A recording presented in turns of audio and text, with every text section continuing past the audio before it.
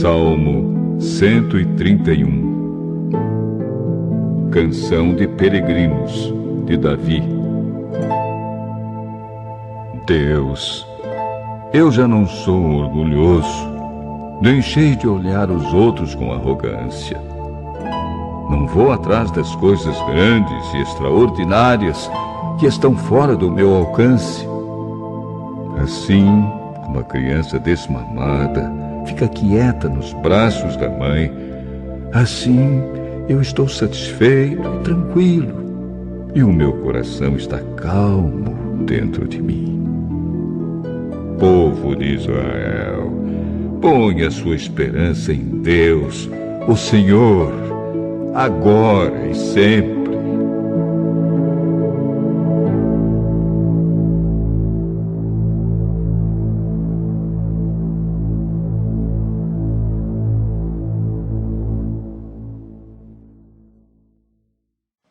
Meus amados, nós não sabemos exatamente quando foi que Davi compôs esses salmos. Poderia ser quando ele venceu o gigante Golias e todos o aclamavam e cantavam a vitória que Deus deu a Davi. Então, naquele momento, poderia ser que o seu coração pudesse se encher de orgulho e ele parar e refletir, que entendendo que Deus é que faz todas as coisas, e fazer esse salmo em oração. Senhor, não é soberbo o meu coração, e nem altivo o meu olhar. Não ando à procura de grandes coisas, nem coisas maravilhosas demais para mim. Pelo contrário, eu fiz calar e sossegar a minha alma, como uma criança desmamada se aquieta nos braços de sua mãe. Como essa criança é minha alma para contigo. Espere, ó Israel, no Senhor, desde agora e para sempre. Ele poderia ter citado isso quando ele venceu Golias. Ou então, quando ele teve muitas e muitas guerras, todas dadas por Deus, e o povo começou a cantar, dizendo que Saul matou 1000, Davi matou 10.000, e a soberba poderia invadir a sua alma, e nesse momento ele para e começa a refletir em Deus, e diz: Senhor, não é soberbo o meu coração, e nem altivo o meu olhar.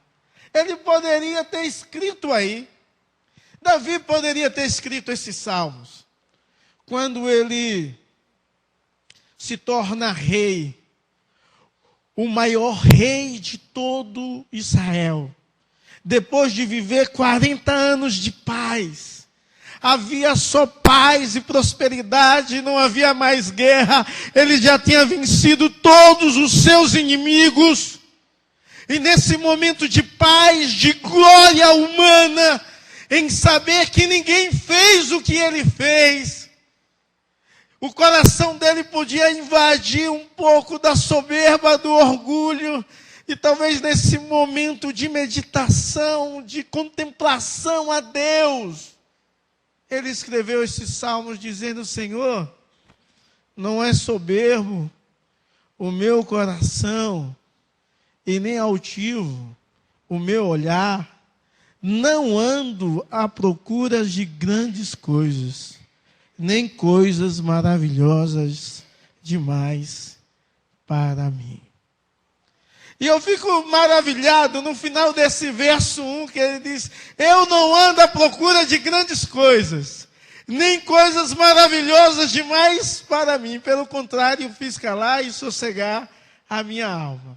Agora, será se você tem procurado grandes coisas? Davi foi um homem extremamente rico e próspero. E ele diz: eu não ando à procura de grandes coisas. Eu não sirvo a Deus para que esse seja o resultado. Eu nunca tive esse desejo de ser rei sobre Israel. Eu nunca quis ser o maior rei. Eu nunca quis. Eu nunca procurei isso. Nunca o meu coração estava lutando e batalhando e correndo atrás dessas coisas. Davi, ele disse que nunca fez isso, nunca procurou nada grandiosa que pudesse envaidecer o seu próprio ego, a sua própria existência.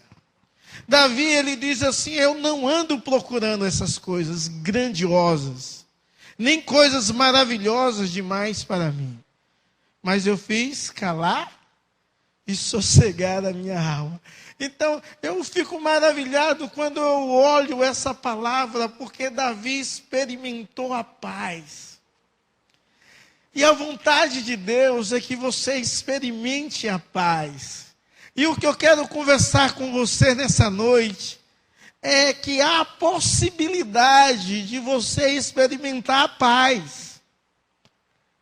Há a possibilidade de você experimentar a paz que o dinheiro, o mundo e as concupiscências da carne, a soberba da vida não pode te dar.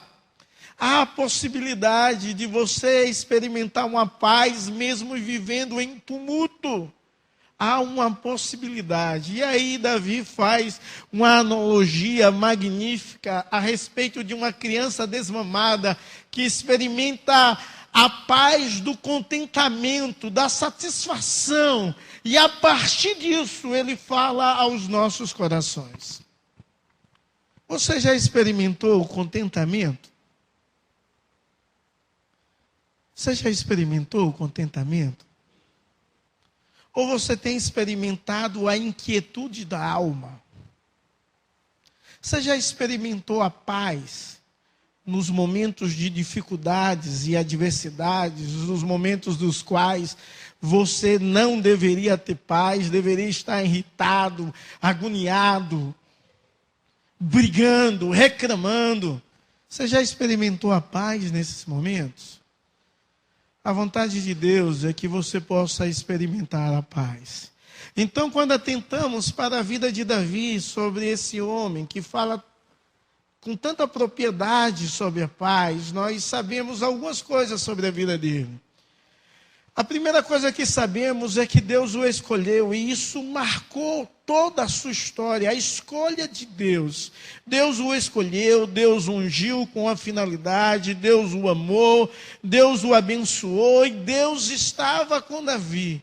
E isso foi extraordinário, foi o máximo que uma pessoa poderia ter na sua existência, na sua vida, viver com Deus, ser escolhido de Deus, ser amado de Deus, ser ungido por Deus e andar com Deus.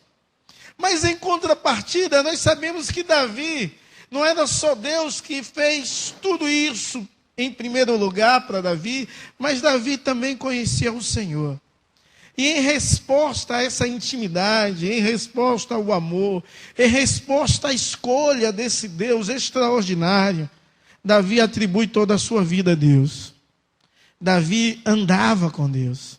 Davi sentia prazer de viver com Deus e de ofertar a sua vida a Deus, de oferecer toda a sua vida ao Senhor. E é isso que faz toda a diferença. É ser escolhido por Deus e conhecer a Deus. É receber uma ação de Deus e responder essa ação de Deus de forma positiva. E Davi compreendia e entendia o que é isso. Nos nossos dias há uma inquietude, há uma angústia. Há uma angústia muito grande. As pessoas são agoniadas de natureza, as pessoas são inquietas, as pessoas vivem em depressão, não tem paz, as pessoas são angustiadas, as pessoas são tristes. Você olha no semblante de muitas pessoas, você vê tristeza sendo exalada continuamente. Não há uma alegria, talvez porque não experimentou essa escolha que Deus fez, de Deus te escolher, de Deus te chamar, de Deus te abençoar. E talvez você não entende isso, que Ele está aqui, e Ele te chama, Ele te escolhe, Ele te abençoa, Ele quer andar com você. E talvez, em resposta a esse Deus, você nunca o conheceu, você não sente prazer em ler, em ouvir a respeito desse Deus, em andar com Deus e entregar a sua vida inteiramente nas mãos de Deus. E aí a tristeza que que acontece ao nosso redor é fruto do que você realmente vive. A inquietação da alma que você sente é fruto do que você vive. E quando você liga um jornal, você fica triste que só vê desgraças acontecendo e após desgraças. E tem gente que não gosta nem de assistir jornal, porque diz, olha, eu ligo a TV e sangra, o negócio é terrível. E agora nessa tecnologia de WhatsApp, você assiste vídeo de coisas terríveis que aconteceram antes de passar no jornal. Eu assisti um vídeo lá na Bahia de um roubo em uma cidade chamada Conde, que os bandidos colocaram os funcionários do banco em cima do carro e deram muitos tiros na delegacia, coisas dessa natureza. Mas você vê coisas assim o tempo todo. Você vê pessoas no trânsito se irritar e falar aqueles nomes absurdos por mínima coisa, por uma barbeirada que você e eu fazemos também continuamente. E muitas vezes aquele que reclama faz de multidão, mas gosta de reclamar, a mente está cheia de coisa, e há uma inquietude tão grande na alma, que ele expressa com um nome errado, ou xingando, ou reclamando, ou mandando para qualquer canto do mundo, que faz assim. Isso é a falta de paz nos corações. Nunca se houve tanta guerra, nunca se houve tanta violência e tanta morte como há nos nossos dias, porque não há paz nos corações das pessoas.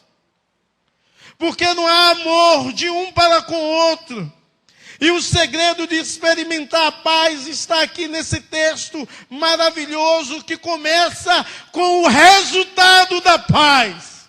O resultado da paz faz com que Davi não tenha um coração soberbo, não tenha um olhar altivo e não ande à procura de grandes coisas. Nesse verso primeiro, 3 negativas ele expressa: não é soberbo o coração, não é altivo o olhar e não anda à procura de grandes coisas. Então, esse é o resultado da paz. Quem tem paz não é soberbo. Quem tem paz não é altivo. Quem tem paz não anda à procura de grandes coisas, porque é alguém que experimenta o contentamento e sabe ficar contente em toda e qualquer situação, seja na riqueza ou na pobreza, mas sabe louvar a Deus pela sua bondade infinita na sua vida. Você é convidado a experimentar a paz, apesar do salmista começar como se fosse o final, ele já começa com o resultado de quem experimenta a paz. Você é convidado a experimentar a paz. E mesmo que o resultado não seja ser orgulhoso, você deve aprender a não ser orgulhoso. E sabe o que é ser orgulhoso? É ser cheio de si. Ser orgulhoso é você achar que você é melhor do que os outros. É você achar que você é alguma coisa acima dos demais. Você é o cara, é o tal. Isso é soberba, isso é orgulho. O resultado da paz nos faz o contrário. O resultado da paz nos faz humildes, não orgulhosos. Mas a pessoa que é orgulhosa, ela é irritada, ambiciosa. Ela quer a sua própria glória. Ela quer que Deus faça o que ela quer. Ela quer ser Deus, na verdade. Porque o orgulhoso é cheio de si, autossuficiente. O orgulhoso é alguém ensimesmado. Então ele quer ser Deus. E quer exigir de Deus que Deus faça exatamente o que ela quer. E essa frase é muito comum nos nossos dias, né? A inversão da pregação de Deus. Coloca Deus na parede e reivindica. Você é Deus, você inverte. você fica na posição de Deus e Deus na posição de servo, e ele é o servo que deve obedecer aos seus caprichos, como uma criança irritada que você é. O resultado de ter paz no coração, de experimentar a paz, é viver a vida de humildade. E o humilde, ele é calmo. Não porque a natureza dele é calma. Não porque ele é alguém passivo, não. Ele é calmo porque é controlado e moldado pelo Espírito Santo de Deus. A sua moderação é conhecida. Então ele é calmo quando vai tomar determinadas atitudes, é direcionado por Deus, pela palavra de Deus e pelos princípios de Deus. A palavra de Deus em Filipenses 4, versículo 5, diz bem assim: seja a vossa moderação conhecida de todos os homens, perto está o Senhor.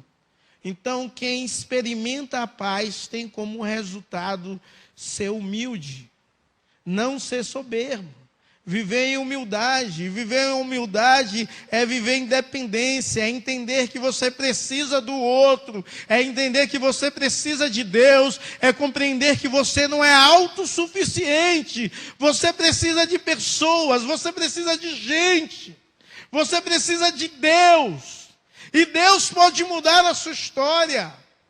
Mas o resultado de experimentar a paz a partir da humildade também é algo magnífico, quando ele diz: nem é altivo o meu olhar.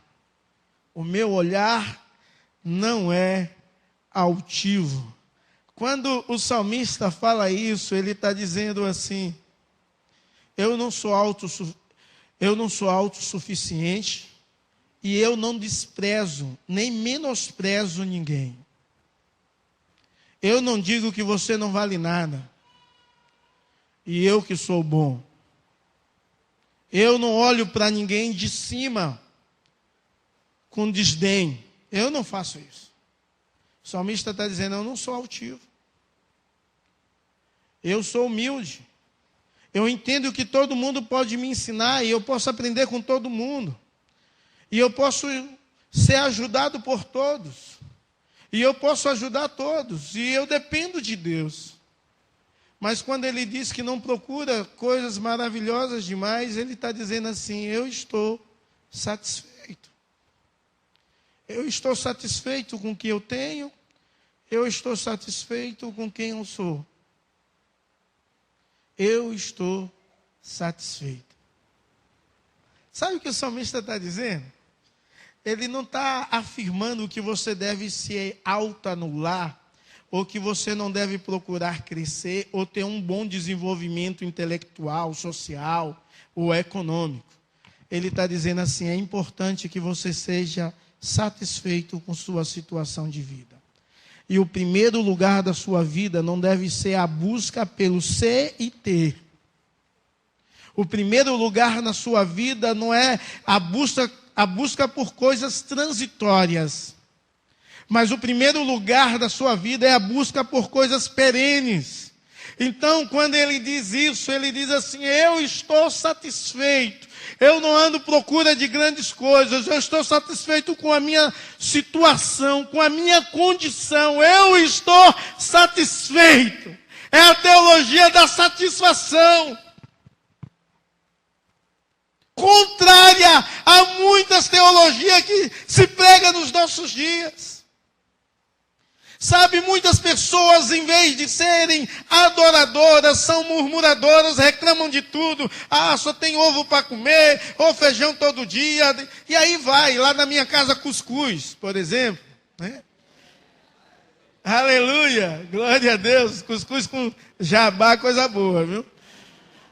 Então, meus amados, nós devemos aprender a ser satisfeito com aquilo que temos. Satisfeito com a casa que temos, seja de aluguel ou não, ou sua. Você tem que estar satisfeito. Satisfeito com sua vida. Quando você está satisfeito com seu marido, com a sua esposa, com seus filhos, você vive bem, você é uma pessoa alegre, você experimenta a paz, porque você não é agente de confusão. Você é agente de paz, de satisfação, de gozo. Isso só é convertido em adoração. Isso só é convertido em louvor. Mas talvez aqui nessa noite você está como a figura dessa criança que Davi escreve nesse texto. Todo mundo aqui eu acho que já viu uma criança quando a mãe quer tirar a mama, porque ele está crescendo, está com 1 ano e pouquinho, e a mãe quer tirar, o menino, quando a mãe pega no peito, ele sente o cheirinho, e aí ele fica doido, atrás. E a mãe não pode. O resultado disso é choro, é inquietude, é irritação, irritabilidade. A criança fica assim irritada. Mas ela aprende a se controlar com a mãe sendo firme. Não. Tira do peito, dá a mamadeira, depois a colherada e tal. Mas só quem é mãe e pai sabe quanto isso é difícil. E quanto isso irrita a criança. Davi está dizendo assim, você que não é satisfeito com sua vida, você que não está plenamente satisfeito, você é como essa criança.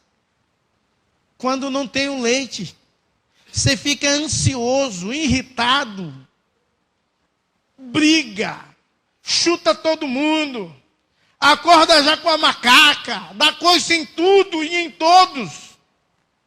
E essa não é a vontade de Deus para a sua vida. A vontade de Deus é que você, pelo contrário, eu fiz calar e sossegar a minha alma. A vontade de Deus é que mesmo os seus desejos, os seus anseios, possam ser apresentados tudo diante de Deus e você aprenda a descansar em Deus. Eu fiz calar e sossegar a minha alma. E o verso 2 fala sobre descanso. O verso 2 diz assim, pelo contrário, fiz calar e sossegar a minha alma, como uma criança desmamada se aquieta nos braços de sua mãe, como essa criança é minha alma para contigo. Nós falamos que para você experimentar a paz, o resultado é viver em humildade. Mas o processo é você viver descansando em Deus. O processo de experimentar a paz é você descansar em Deus. E descansar em Deus é uma das coisas mais difíceis que tem. Porque descansar em Deus é você tirar o seu ídolo do coração, sua egolatria, e dizer, Senhor, entrego nas tuas mãos para que o Senhor faça. Não eu, não do meu jeito, não da minha forma, mas da tua forma. E esperar em Deus. Esperar a ação de Deus, o milagre de Deus, o poder de Deus. Confiado nesse Deus todo-poderoso, nesse Deus maravilhoso, nesse Deus do impossível. Eu tenho de esperar, eu tenho de descansar.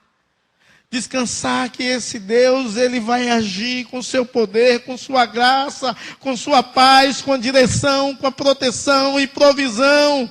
Eu tenho de aprender a descansar no Deus do impossível. Eu tenho de aprender a descansar o barulho da minha alma, a agitação do meu corpo. E como fazer isso? Só Deus pode acalmar a tempestade do seu coração. Ouvir uma palavra como essa é boa, mas eu não posso acalmar a tempestade da sua vida. Só Deus pode acalmar. Só Deus pode dizer, acalma-te. E faz o mar se calar. Só Deus pode acalmar o barulho da sua alma e fazer você experimentar a paz. Então o processo é descansar em Deus, descansar no Senhor Jesus Cristo, entregar tudo a Jesus Cristo, compreender que o Senhor Jesus Cristo pode todas as coisas. É entender isso, e só assim você experimenta a imagem de uma criança desmamada. uma criança que se aquieta, que se acalma. É você se acalmar nos braços de Deus. Porque Deus pode mudar tudo. E você está disposto a isso? Você conhece Jesus com essa intensidade? Você conhece Jesus com esse nível? Um Jesus que acalma a tempestade interna do seu coração, da sua vida. Se você não conhece esse Jesus, Ele está nesse lugar. Ele pode mudar a sua história. Ele pode fazer com que você experimente a paz em meio ao tumulto. Ele pode fazer com que você experimente a paz em meio à guerra. Ele pode fazer. É só Jesus. Então, o melhor lugar de você estar é se lançar nos braços do Pai. Nos braços de Deus e dizer: Senhor, eu entrego a Ti a minha vida, a minha alma. Eu não quero ser o centro, nem o Senhor da minha história, mas eu quero que o Senhor seja o centro, o dono e o Senhor da minha vida. E que eu possa descansar no Seu agir, na Tua provisão, no Teu poder, em nome de Jesus e para a glória do Senhor. E ele finaliza esse texto de 3 versículos com uma grandiosidade imensa para a vida humana, ensinamento maravilhoso. Ele diz assim: espera, ó Israel, no Senhor, desde agora e para sempre. Ele termina esse texto falando da razão da paz. Nós falamos do resultado da paz, é não ser soberbo, não ser altivo e não andar à procura de grandes coisas. O processo da paz é descansar em Deus, entregando a sua vida a Jesus Cristo, para que Ele possa te carregar no colo. E a razão da paz é a nossa esperança em Cristo. A razão da paz é a nossa esperança na santa palavra de Deus. A razão da paz é a nossa esperança na misericórdia do Senhor. A razão da paz é porque eu confio em Deus. E o Salmo 130, que também é um dos salmos de degraus. Quando o salmista expressa essas verdades das profundezas que clama a Ti, Senhor, escuta, Senhor, a minha voz, esteja alertas os Teus ouvidos às minhas súplicas. Se observares, Senhor, a iniquidade, quem, Senhor, subsistirá? Contigo, porém, está o perdão para aqueles que te temem. Aguardo o Senhor, a minha alma o aguarda. Eu espero na sua palavra. A minha alma anseia pelo Senhor, mais do que os guardas pelo romper da manhã. Mais do que os guardas pelo romper da manhã. Espere, Israel, no Senhor. Pois no Senhor há misericórdia, e nele copiosa redenção. É Ele quem redime a Israel de todas as suas iniquidades. Então o salmista, no verso 130, no capítulo 130, no Salmo 130, ele expressa que ele espera na palavra de Deus. Ele entende que Deus é fiel à sua palavra. E o que Deus promete vai cumprir. Se Deus diz que nos guarda, Deus vai nos guardar. Se Deus diz que nos salva, Deus vai nos salvar. Se Deus diz que nos abençoa, Deus vai nos abençoar. Se Deus diz que é aquele que abre porta e ninguém fecha, Ele vai abrir. E que fecha e ninguém abre, se precisar fechar, Ele vai fechar. Ele acredita na palavra de Deus e ele aguarda na palavra de Deus.